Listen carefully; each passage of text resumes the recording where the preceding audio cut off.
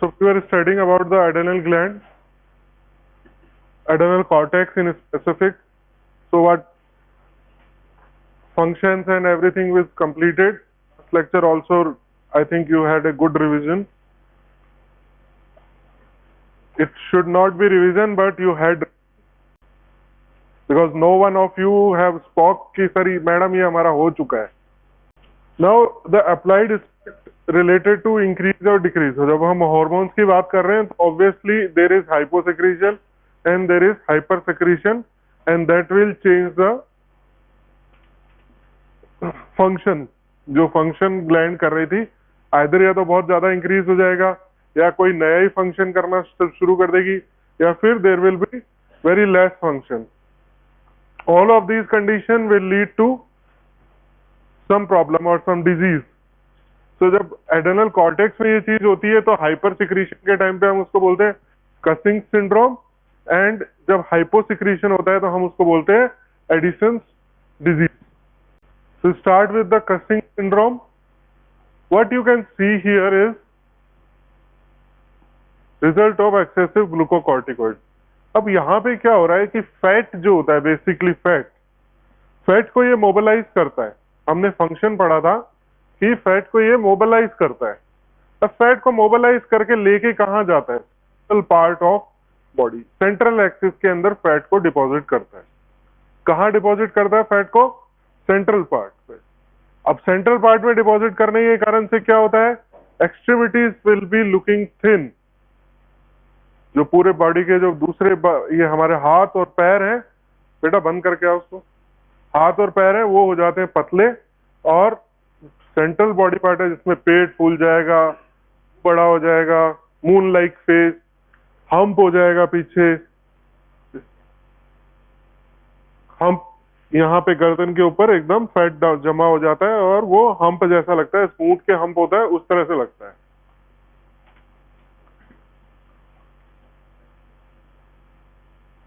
ठीक है. और चीज क्या दिख रही है आपको? यहाँ पे स्ट्रास दिख रहे होंगे क्योंकि जो स्किन होती है वो थिन हो जाती है. होने के कारण से जो नीचे के जो आर्टरीज और वेन्स हैं वो वेन्स विजिबल हो जाती हैं जिसके कारण से ट्राया जैसे में.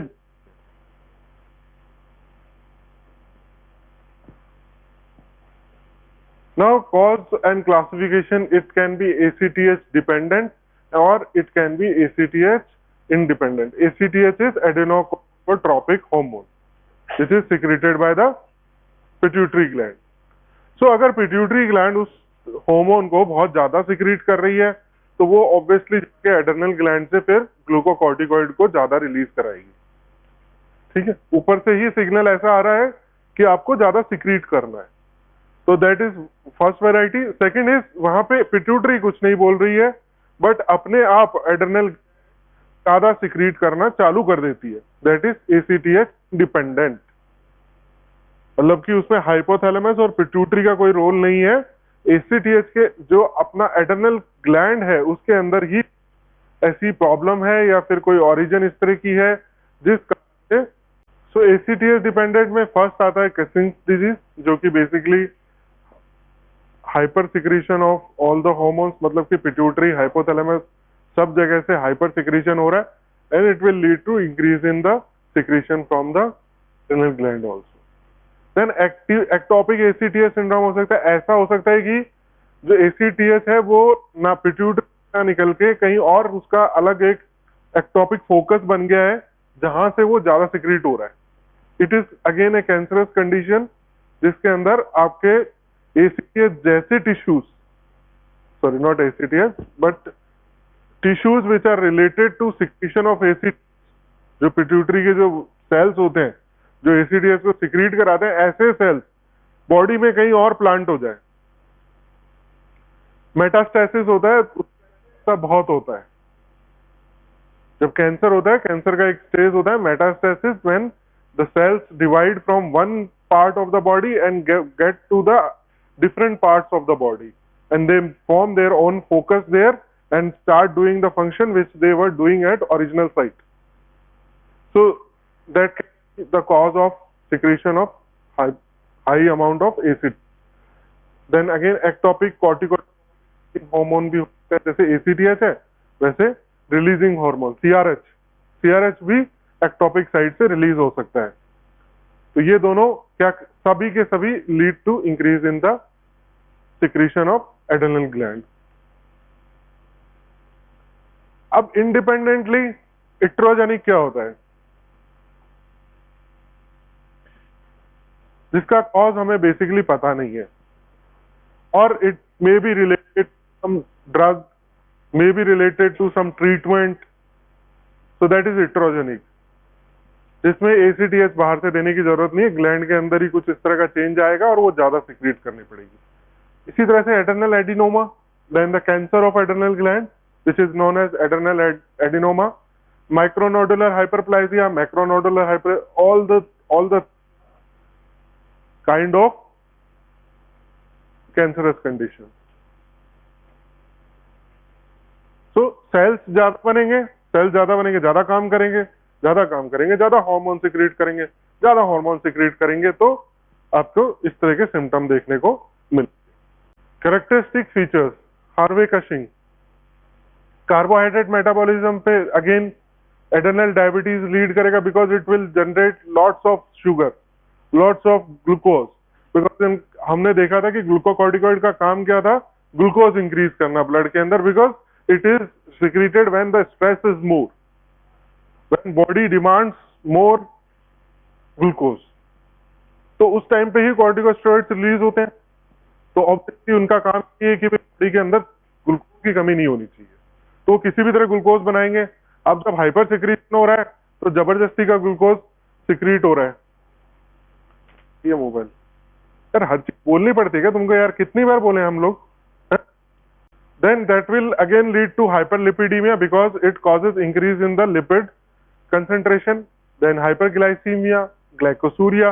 If glucose in the blood crosses the threshold, अब क्या होता है कि जब ग्लूकोज ब्लड के अंदर होता है तो ऑब्वियसली जो पूरा का पूरा ब्लड होता है that pass through kidney also, तो किडनी के अंदर से जब ब्लड पास होता है तो there is a glucose maximum, तो उतना ग्लूकोज को हैंडल कर सकता है, वो ग्लूकोज को यूरिन के अंदर नहीं जाने देगा एक क्वांटिटी तक, बट वो क्वांटिटी अगर उससे ऊपर चली जाती है, उससे जी मैक्स से ऊपर चली जाती है, तो it will B secreted, it will be secreted and excreted in the urine. That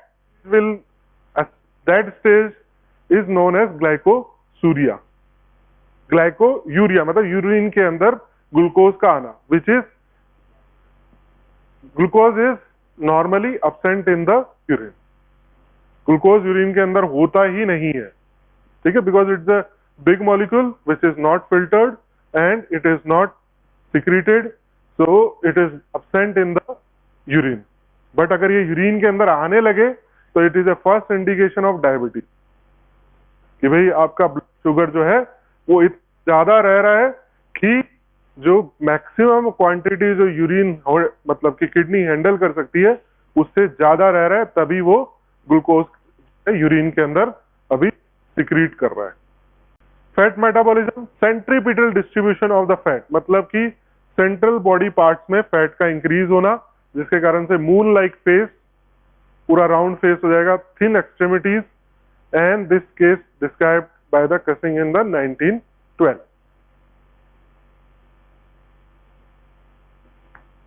So it was before the treatment and this is the after treatment.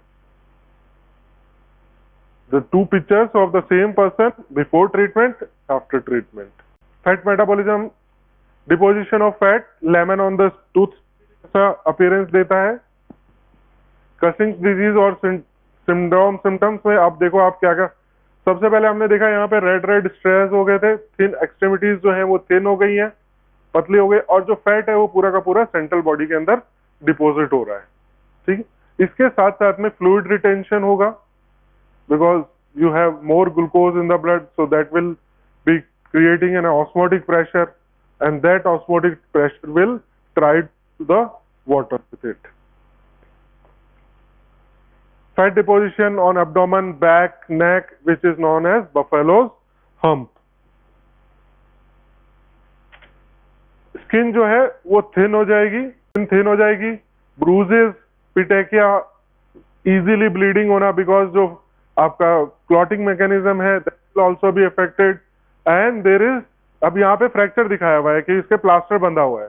Plaster बंधा होने का कारण क्या हो सकता है कि भाई यहाँ पे आपके ऑस्टियोपोरोसिस हो रहा है। हमने क्या देखा था कि ये कैल्शियम को मोबिलाइज करता है, बोन से मोबिलाइज करके ब्लड का जो कैल्शियम लेवल है उसको इंक्रीज करके रखता है, और ऑस्टियोक्लास्टिक एक्टिविटी को करता है, ऑस्टियोब्लास्टिक एक्टिविटी को डिक्रीज करता है, जो कि बोन बना हेल्प करती है। तो it will lead to weakening of the bone, bone जो है वो थिन हो जाएंगी, वीक हो जाएंगी, and they will have fractures. साथ साथ में फेस पे रेडनेस दिखेगी आपको, फ्लूइड रिटेंशन, हाँ, CNS irritability, because there is excessive secretion of corticosteroids which will continuously stimulate the nerves, and the more conduction, more fibering, so it will cause CNS irritability. Personality changes, irritable hoga, personality will also be very fragile, very emotional, easily susceptible to emotional stress or something like that, and susceptibility to infection will also increase, because ये immune system को suppress करता है। हम इसको कब use करते हैं? जब हमें इन्फेक्शन को कंट्रोल करना होता है, इन्फ्लामेशन को रिड्यूस करना होता है, और एंटी एलर्जी के हम इसको यूज करते हैं। एलर्जी क्या होती है?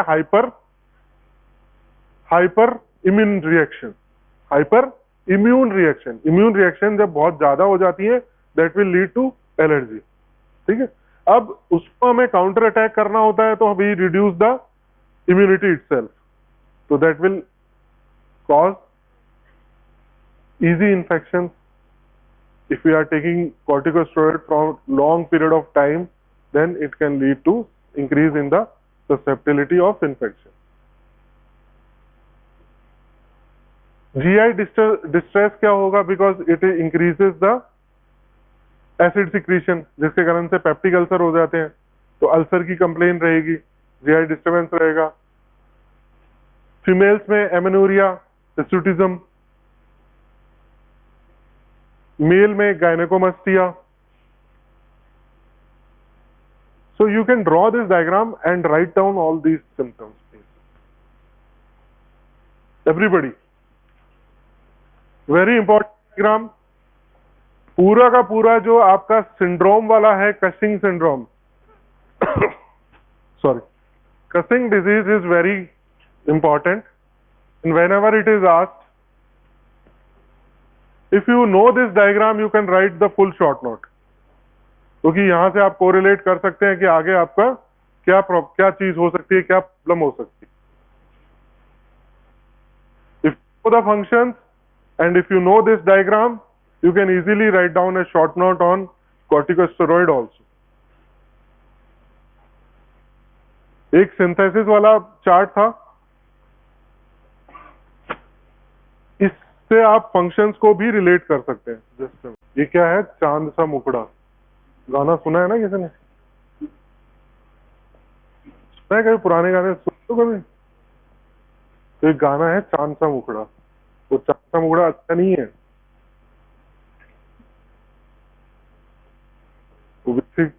वो किसी को समझ ही नहीं आया आज तक कि इट वॉज सार्कास्टिक कमेंट। चांद सा मुखड़ा हुआ तो वो तो फिर एडिसन डिजीज हो, वो कसिंग डिजीज हो गया, कैसे वो सुंदर हो सकता है? तो कभी अपनी गर्लफ्रेंड के लिए ऐसे मतलब तुम्हारा चेहरा चांद जैसा है ना, याद रख। इस तरह अगर ऐसा नहीं है, क्लास में ध्यान देती है और पढ़ रही है तो उसको टूटे मारेगी उल्ट। नॉन मेडिको है तो फिर चल जाएगा। अब यहाँ पे जो भी चीज, जो भी सिंड्रोम आप दिख रहे हो, वो चीज because of some reason is there, because of some reason that is. Now your task is whenever you are reading this chapter, find out those reason. ठीक है, मैं तो बता ही रहा हूँ कंटिन्यूस, पर वो क्या होता है कि मेरी बातें रजिस्टर नहीं होती। ये जो चीज कंटिन्यूसली बार बार बोलते रहती है, वो चीज फिर एक टाइम के बाद में रजिस्टर होना बंद हो जाती है। बहुत से लोगों का ये केस है यहाँ पे। But whenever you are studying it, please open this diagram and start reading the functions or start reading the definition from जब पहुंच जाओ वहां पे. Or you can do one more thing, you can stick this page in your book, or you can draw a new fat guy in your book and write down all the symptoms, ताकि जब भी आप देखो तो आपको याद आ जाए कि भाई इसमें क्या क्या चीजें हैं, कसिंग सिंड्रोम में क्या क्या चीजें होती हैं. Abdominal stress, ये pendular abdominal rupture of thin skin due to stretching. कि स्किन ऑलरेडी थिन हो चुकी है, प्रोटीन कम बन रहा है, सिंथेसिस, तो it will be teared when it is stretched. तो this are purple stress, because यहाँ पे ब्लीडिंग और होती है, तो ब्लीडिंग होने के कारण से, ब्लड के कारण से, it will give purple colour. Buffalo hump,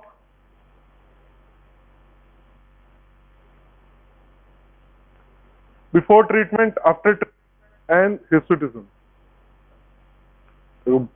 face के अंदर एंड आप देख सकते हो शोल्डर्स के अंदर, नेक के ऊपर there is huge change. And hirsutism is, hirsutism तो आपने पढ़ा होगा. You have not write about it. Excessive growth of hair, female में मेल लाइक फीचर्स आने लग जाए. No protein metabolism, negative nitrogen balance रहता है बिकॉज प्रोटीन सिंथेसिस अलाउ नहीं करता. Steroid myopathies, because the muscles will become weak, skin become thin and paper like, जिसके कारण से हमको स्ट्रायस देखने को मिल रहे हैं. वुंड हीलिंग भी डिले हो जाएगी because it stops all the changes of inflammation. Hair thin, rough, loss of scalp hair, thin extremities, muscle wasting. अब एक्सट्रीमिटीज पतली हो रही है, क्यों हो रही है? Loss of muscle, continuous loss of muscle is there. Lemon on the stick, lemon on toothpick. Appearance को क्या बोलते हैं? कसिंग डिजीज की अपीयरेंस को क्या बोलते हैं? Lemon on toothpick, because the extremities are thin because of protein catabolism.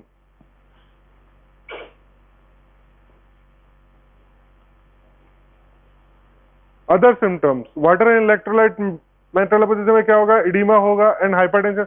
When more water is retained and the cardiac output will increase, hyper circulation, it will lead to increase in the blood pressure also. Bones में osteoporosis हो रही है because it is inhibiting the osteoblastic activity, increasing osteoclastic activity. Blood will have polycythemia, more synthesis of RBCs to supply more oxygen to the tissues. Thrombocytosis, eosinopenia, because it suppresses the immunity, so it will suppress the white blood cells. Basopenia, lymphopenia, everything will decrease. WBCs will decrease, RBC will increase, because it suppresses the immunity but it increases the erythropoiesis, because वहां पे हमें glucose और oxygen provide करनी है sales को, ताकि वो अपनी मेटाबॉलिज्म चालू रख सके, जिंदा रह सके. सीएनएस में hyper stimulation of CNS which will lead to साइकोसिस, restlessness, excitability. Sexual changes, amenorrhea, because the hormonal synthesis is totally disturbed.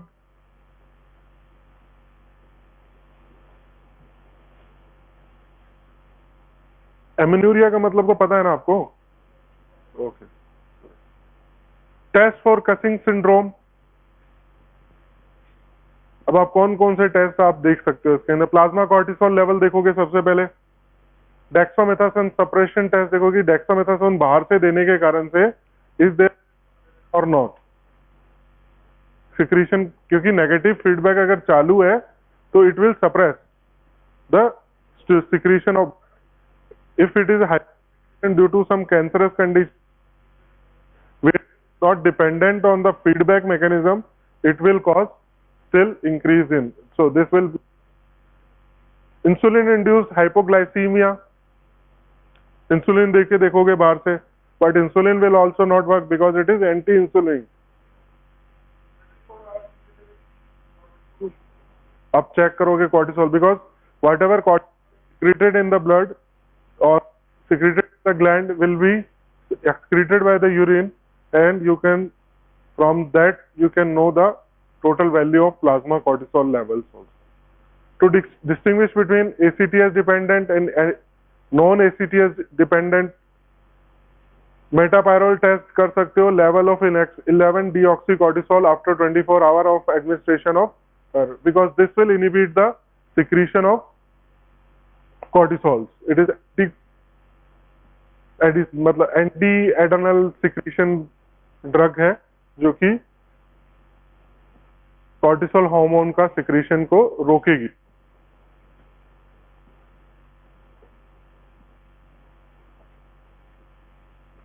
So it will work on ACTH dependent. अगर ACTH dependent है, it will stop.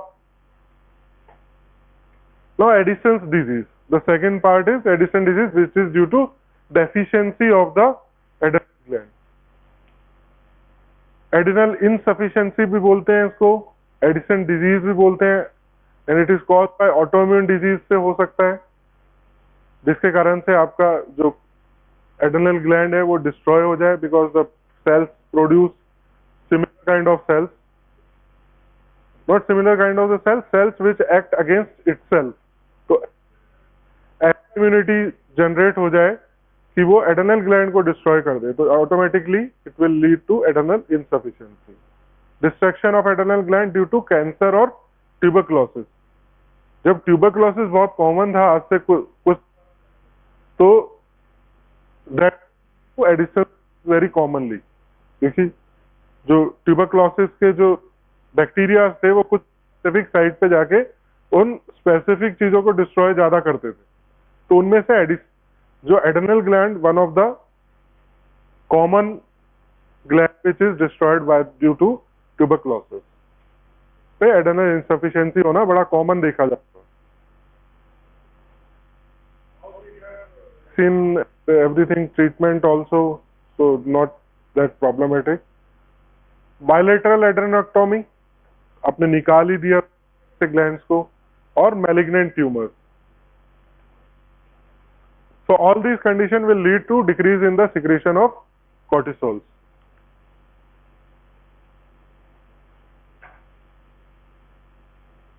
होगा क्या इसके कारण से? Muscle weakness, hypoglycaemia, जो चीजें वहां पे हो रही थी वहां पे हाइपरग्लाइसीमिया हो रहा था, तो यहाँ पे hypoglycaemia, hypotension, anaemia, because of वो एरिथ्रोपोइसिस को स्टिमुलेट कर रहा था. Hypovolaemia, haemo concentration, resistance to the stress and infection is less, disturbed electrolyte balance, person suffer from the anorexia, nausea, vomiting and weight loss. Addison's, इसको बोलते हैं एडिसोनियन crisis. Efficiency अगर हो जाए तो that is known as Addisonian crisis.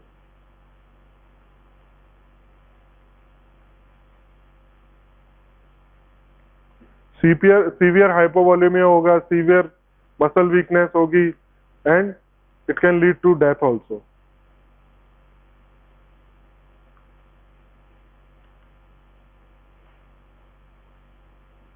Now whenever there is a decrease in secretion of hormones, तो feedback mechanism क्या करती है? ACTH का secretion increase कर देती है. Now whenever ACTH is secreted, it will also secrete the melatonin, MSH activity, which will cause the pigmentation of the skin, generalized pigmentation of skin, melanin deposition.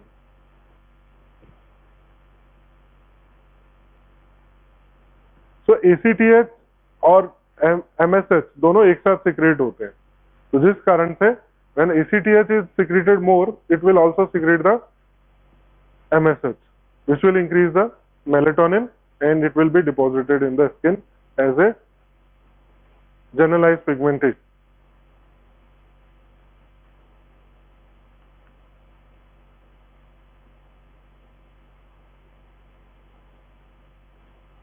So different photographs of different pigmentation.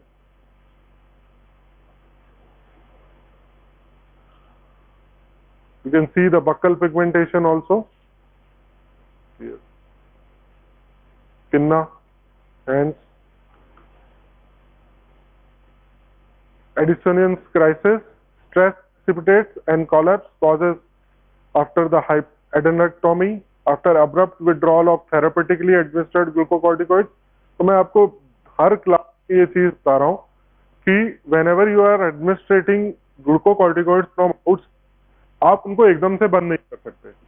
अगर आप एकदम से बंद कर देते हो तो जो हॉर्मोन्स आप बाहर से दे रहे थे वो एक्चुअली नेगेटिव फीडबैक मैकेनिज्म को एक्टिवेट कर रहे थे, जिसके कारण से आपका हाइपोथैलेमस, आपका पिट्यूटरी, ये पूरी तरह से सप्रेस हो जाता है. वो जो पूरा एक्सिस है, hypothalamo adrenal axis, hypothalamo pituitary adrenal axis, वो पूरी एक साथ काम करती है. अब क्या होता है कि जो पिट्यूटरी है और जो हाइपोथैलेमस है उनको तो ग्लूकोकॉर्टिकॉइड से मतलब है. अगर ग्लूकोकॉर्टिकॉइड बाहर से आ रहा है तो भी ओके है. उनको तो यही सेंस हो रहा है कि बॉडी के अंदर जो लेवल है कॉर्टिसोल का वो नॉर्मल है. That continuously giving the negative back to the hypothalamus and pituitary and of the gland itself. So ये सारी जो है काम करना धीरे धीरे, क्योंकि उनको पता है कि भाई बॉडी के अंदर वैसे ही कॉर्टिसोल लेवल ठीक है तो हमें सिक्रीट करने की जरूरत नहीं है. अब आप जब वो बाहर वाला जो कॉर्टिसोल एकदम से निकाल लोगे तो ये लोग तो सो रहे हैं अभी, हाइपोथैलेमस सो रहा है, पिट्यूटरी सो रहा है और एड्रेनल ग्लैंड भी सो रहा है. उनको जगने में टाइम लगेगा थोड़ा. तो दैट टाइम जो बीच का जो पीरियड आ रहा है जहां पे कॉर्टिसोल लेवल का एक्यूट डेफिशिएंसी हो जाएगा, that will known as crisis, adrenal crisis. अब इसमें ट्रीटमेंट आप क्या कर सकते हो कि आप बाहर से, अब आपको जब भी ग्लूकोकॉर्टिकॉइड्स रिमूव करने हैं तो you taper the dose. Taper करने से क्या होगा, आप धीरे धीरे कम कर रहे हो, जिस कारण से जो ग्लैंड्स है उनको पता लग जाएगा कि भाई हाँ इतना डेफिशिएंसी है तो इतना मुझे सिक्रीट करना है, इतना बाहर से आ रहा है. और वो बाहर की क्वांटिटी आप धीरे धीरे कम कर दोगे तो अंदर वाली की क्वांटिटी धीरे धीरे इंक्रीज होने लगेगी. फिर आप बंद कर दो तो नॉर्मल आ जाएगा सब कुछ. तो we always taper the glucocorticoids. उनको हम ऐसे नहीं बंद करते कि 3 टैबलेट खा के बंद कर दिया या फिर जब जरूरत हुई खाया बंद कर दिया, वो नहीं होता है. Mineralocorticoid and glucocorticoid administered daily. अगर सिक्रीट नहीं हो रहा है तो आपको बाहर से देना ही पड़ेगा.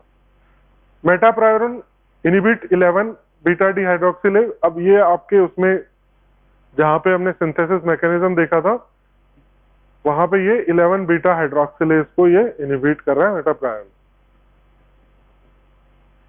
aminoglutathiamidine drug used in some type of cancer suppress synthesis of adrenal cortical hormone suppressed. It is known as medical adrenectomy. आप बाहर से आप सर्जिकली रिमूव नहीं कर रहे हो एड्रेनल ग्लैंड को, बट अपन ने जो एंजाइम्स शुरू में पढ़े थे आप उनके अंदर कोई एंजाइम को सीवियरली हैम्पर कर रहे हो कि सारे के सारे जो एंजाइम जो सिक्रीशंस है एड्रेनल वो सप्रेस हो जाएंगे. That is known as medical adrenalectomy. आप एक दवाई दे के बाहर से आप सप्रेस कर रहे हो एड्रेनल ग्लैंड को, which will be equal to एड्रेनेक्टोमी.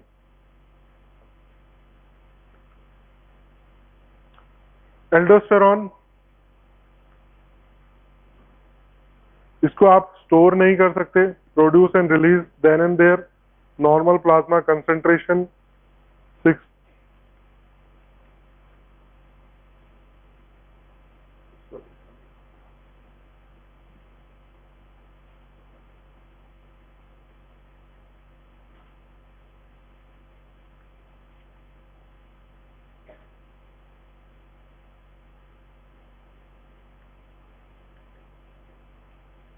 Functions of aldosterone.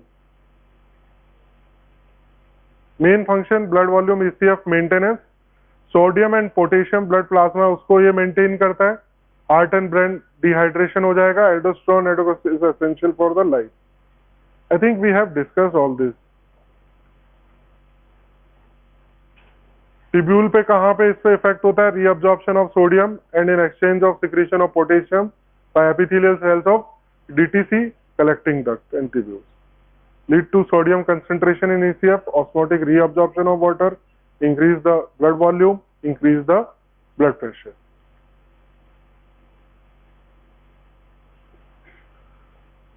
Now excretion of the salt and water come to the normal though aldosterone is high. कई बार अब जब एल्डोस्टेरोन आप कंटिन्यूस बहुत ज्यादा है बात दे रहे हो, एल्डोस्टेरोन चल रहा है काफी टाइम से, एल्डोस्टेरोन की जो क्वांटिटी है ब्लड के अंदर ज्यादा है, तो एल्डोस्टेरोन का काम क्या है कि भाई सोडियम और वाटर को रिटेन करना, ठीक है, सोडियम और वाटर को रिटेन करना। बट अगर ये एक्टिविटी बहुत ज्यादा लंबे टाइम तक रहती है तो at one point what will happen, it जो अपना रीनल है सिस्टम है वो सॉल्ट एंड वाटर को वापस से सिक्रीट करना चालू कर देगा and it will bring it to normal. So that point is known as aldosterone escape. और ये आता कब है? After 10 to 15% increase in the ECF in the kidney, escape from the sodium retaining effect of aldosterone due to pressure diuresis. तो pressure इतना ज्यादा create हो जाता है, वॉल्यूम इतना ज्यादा क्रिएट हो गया, सोडियम इतना ज्यादा क्रिएट हो गया कि वो अपना खुद का नेगेटिव फीडबैक दे रहा है। और ECF के वॉल्यूम अगर 10 से 15% तक ज्यादा इंक्रीज हो गया, इससे ज्यादा इंक्रीज होगा तो then it will put a load on the heart, blood vessels, everything, oedema will be there. Okay, so protective mechanism की तरह है ये, एल्डोस्टेरोन को एस्केप करके, और इसके अंदर हेल्प करता है ANP, anti natriuretic peptide. ANP is anti natriuretic peptide and it will cause pressure diuresis. This point is known as aldosterone escape. तो ये शॉर्ट क्वेश्चन आ सकता है, MCQ में आ सकता है, very important.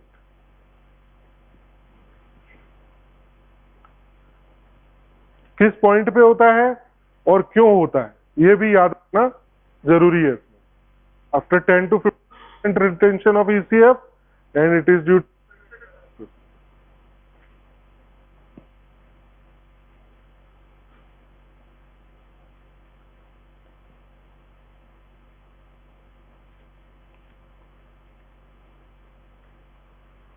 effect on muscles, increase potassium loss, hypokalemia, severe muscle weakness due to excitability of neuromuscular junction जो है वो इफेक्ट होगी अगर आपका पोटेशियम लॉस हो जाता है।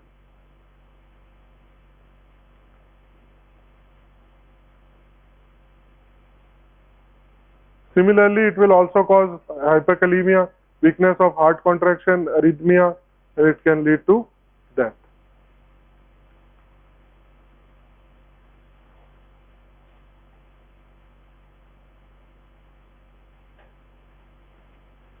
Effect on sweat and salivary gland, increase NaCl absorption in glandular duct in exchange of potassium and bicarbonate ions, increase sodium absorption in GIT, ileum and colon, helps to increase the urine by secretion of H plus ions. Brain में increases the thirst by acting on the hypothalamus, also concerned with the memory. तो जब भी हमें blood volume कम होता है, प्यास लगती है, थर्स्ट सेंटर स्टिमुलेट होता है, एल्डोस्टेरोन सोडियम वाटर रिटेंशन कर रहा है, साथ साथ में हाइपोथैलेमस के अंदर थर्स्ट रिस्पॉन्स को भी ये इनहेंस करेगा ताकि हम बाहर से भी वाटर लें और ब्लड वॉल्यूम को इंक्रीज करें। इसका regulation brought by two mechanism, extrarenal and intrarenal mechanism. Extrarenal में आपका hyperkalaemia most potent, have marked rapid effect, act directly on the cells of zona granulosa, and hyponatraemia slow mechanism. तो दो तरह से है, अगर आपका सोडियम बहुत कम हो जाए और पोटेशियम बहुत ज्यादा इंक्रीज होने लग जाए बॉडी के अंदर, तो it will stimulate the aldosterone, because aldosterone का जो काम है इसका उल्टा है, it will retain the sodium and it will excrete the potassium, तो बैलेंस को वापस से नॉर्मलाइज करेगा वो। बट हाइपरकैलेमिया है वो मोर पोटेंट है। आपको क्वेश्चन आ सकता है कि which the most potent stimulator of aldosterone, तो तब आपको लगेगा यार ये तो सोडियम और वाटर का रिटेंशन करता था, तो ऑब्वियसली सोडियम इसका पोटेंट स्टिमुलेटर होना चाहिए, बट ऐसा नहीं है, वो स्लो है। हाइपोकैलिमिया है but that is less potent, the more potent is potassium, hyperkalaemia. तो ये चीज ध्यान रखना। ACTH is minimal role. Atrial natriuretic peptide inhibit the renin secretion, so it will again acid aldosterone escape अभी हो रहा था, अपन ने पढ़ा था अभी aldosterone escape था, उसमें कौन था? ANP था। ANP क्या कर रहा है? It is inhibiting the renin secretion. तो पूरी मैकेनिज्म को हॉल्ट पे लाके will start the pressure diuresis, ECF को वापस से नॉर्मलाइज करेगा। तो बॉडी का एक ही मकसद होता है कि homeostasis, everything should be in homeostasis.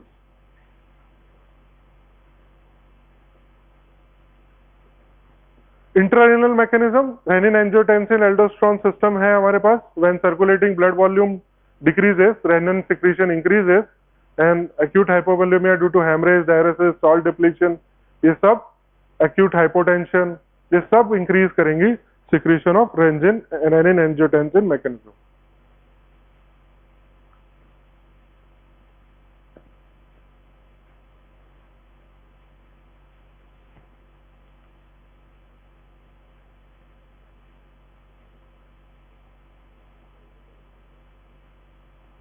अब अगर कहीं पे एड्रेनल इनसफिशिएंसी, मतलब आपका एल्डोस्टेरोन इनसफिशिएंसी हो रही है या एल्डोस्टेरोन डेफिशिएंसी हो रही है, तो what will you use for the treatment? इसके एनालॉग्स यूज कर सकते हैं जिसका नाम है DOCA, deoxy corticosterone acetate. Plenty of salt, NaCl bye mouth. अब सॉल्ट जब अपन बहुत ज्यादा खाएंगे तो क्या होगा? वो ऑस्मोटिकली वाटर को रिटेन करने की कोशिश करेगा, तो वाटर रिटेंशन थोड़ा बेटर होगा।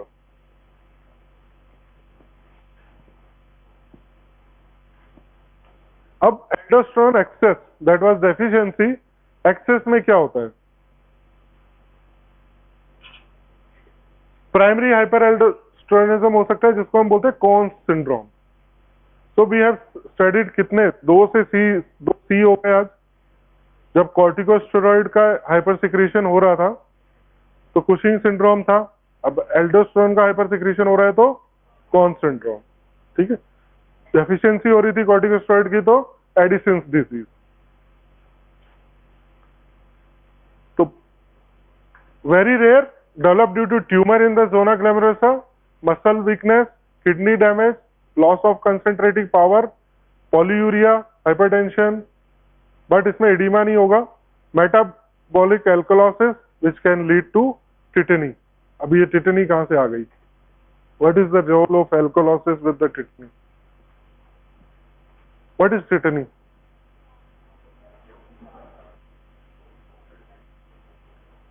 स्पाज्म हो जाता है। Hypercalcaemia, condition led by hypercalcaemia. Calcium का लेवल कितना होता है ब्लड के अंदर? 9 to 11, very short range, 9 to 11 decalitre per litre, कुछ इस तरह का रहता है। Very short range, very sensitive. जैसे ही इस रेंज से बाहर होगा it will start producing symptoms, either hypokalaemia, sorry hypocalcaemia और hyper. So when we have hypocalcaemia, क्या होगा उसके कारण से? There will be more stimulation, more depolarisation of the nerve cells and it will lead to the spasm, hypercontraction, which is known as tetany.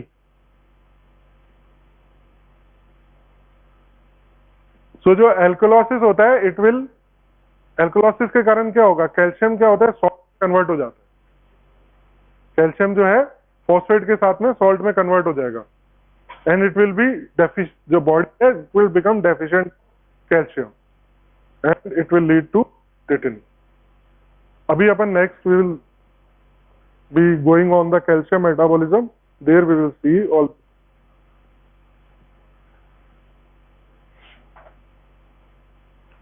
Okay, thank you.